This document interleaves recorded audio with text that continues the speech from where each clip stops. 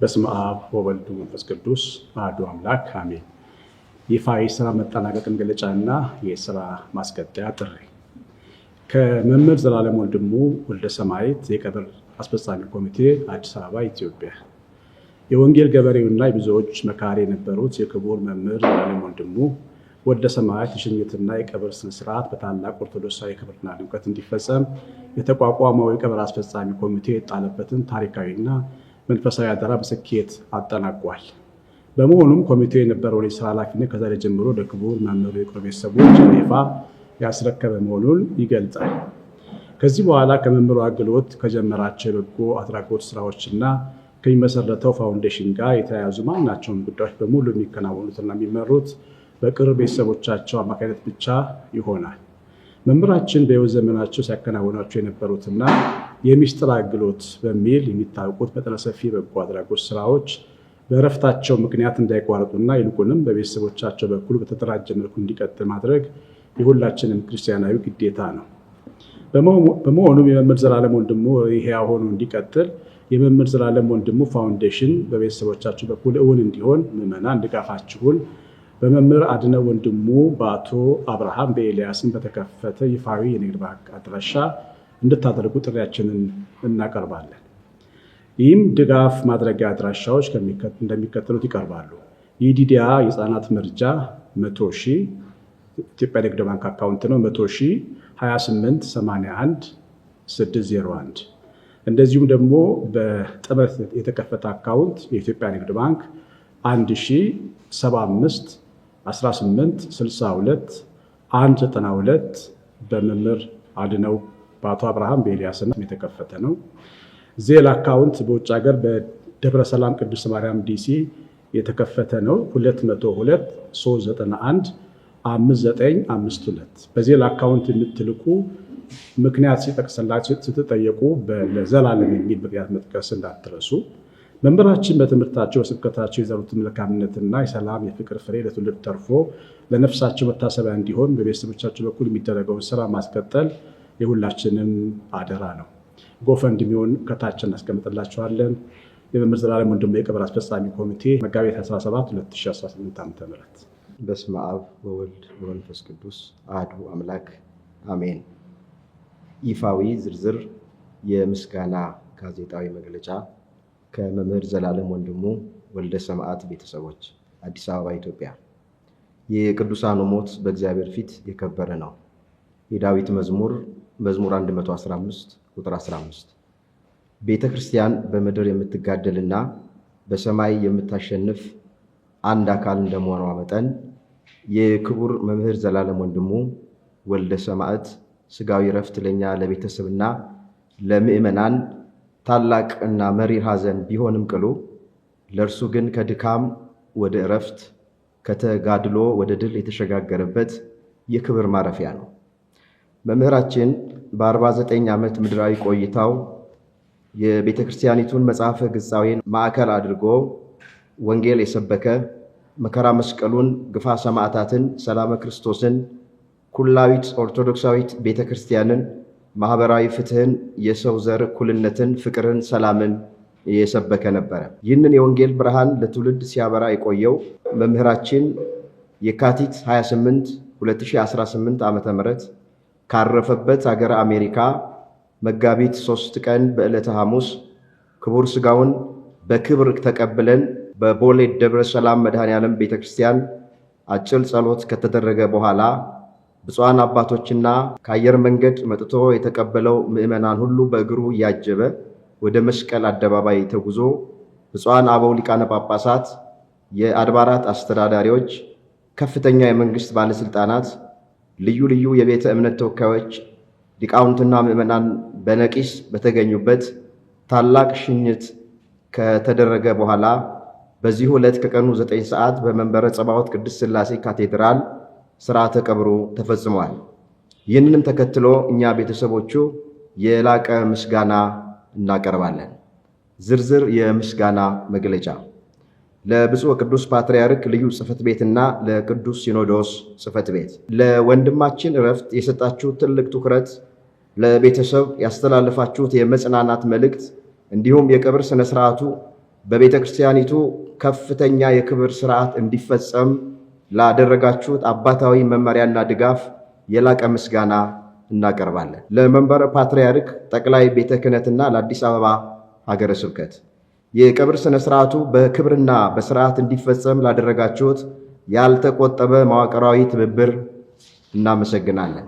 ለሀገረ ስብከት ሊቃነ ጳጳሳትና የሥራ ኃላፊዎች በሀገር ውስጥና በውጭ ሀገራት በአሜሪካ፣ በአውሮፓና በካናዳ፣ በመካከለኛው ምስራቅ የምትገኙ የሁሉም ሀገረ ስብከት ሊቃነ ጳጳሳትና የሥራ ኃላፊዎች በሐዘናችን ወቅት በጸሎትና በምክር ከጎናችን ለቆማችሁልን ሁሉ የላቀ ምስጋናችንን እናቀርባለን።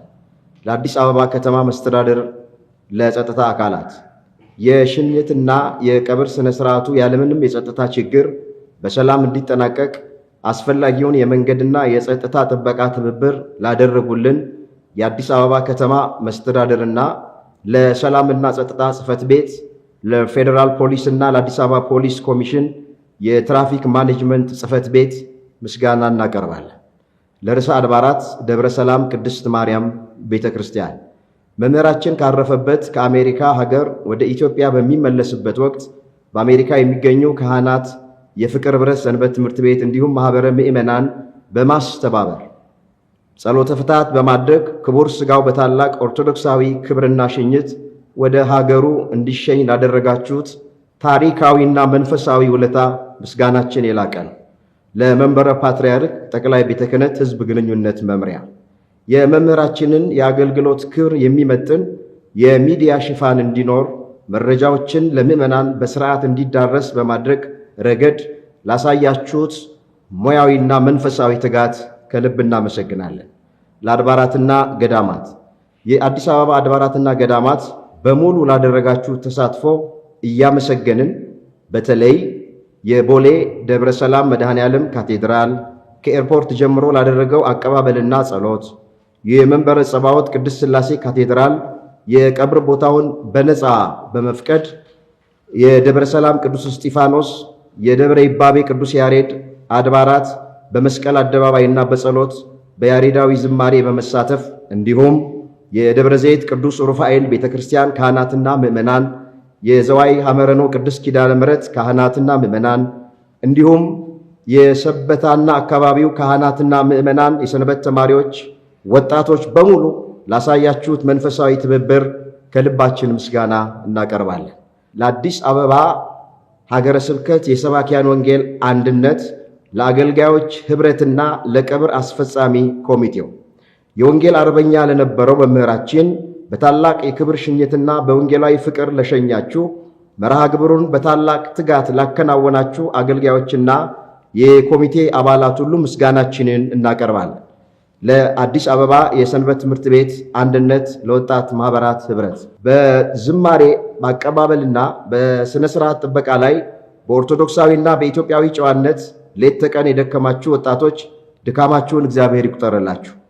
ለቁሳቁስና ለቴክኒክ ድጋፍ ላደረጉ ግለሰቦችና ድርጅቶች በቦሌ ደብረ መድኃኔ ዓለም ካቴድራል፣ በመስቀል አደባባይና በመንበረ ጸባዖት ቅድስት ሥላሴ ካቴድራል ለተከናወኑ የሽኝትና የጸሎት መርሃ ግብሮች የድንኳን፣ የመድረክ፣ የሳውንድ ሲስተምና የወንበሮች አገልግሎት በነፃና በከፍተኛ ጥራት በማቅረብ ለተባበራችሁን ለአቶ ኢዮብ ደምሴ ኤቨንት ኦርጋናይዘር፣ ለበኩረ ምዕመናን መታሰቢያ ሸንቁጥ እና ሌሎቹም ግለሰቦችና ድርጅቶች ሁሉ ምስጋናችን ወሰን የለውም። ለኢትዮጵያ አየር መንገድና ልዩ ልዩ ተቋማት ክቡር ሥጋው ከአሜሪካን ሀገር ወደ ሀገሩ በደረሰበት ወቅት ላደረጋችሁት ልዩ ትብብርና ለሰጣችሁት የክብር አገልግሎት እናመሰግናለን። ለሚዲያ ተቋማት የኢትዮጵያ ኦርቶዶክስ ተዋሕዶ ቤተክርስቲያን ቴሌቪዥን፣ ማኅበረ ቅዱሳን፣ የአዲስ አበባ ሀገረ ስብከት ሚዲያ፣ ለኦሴን ሚዲያና ለሸገር ሲቲ ሀገረ ስብከት ሚዲያ እንዲሁም መርሃ ግብሩን ለዓለም ያዳረሳችሁ ዩቲዩበሮችና ቲክቶከሮች ሁሉ እናመሰግናለን።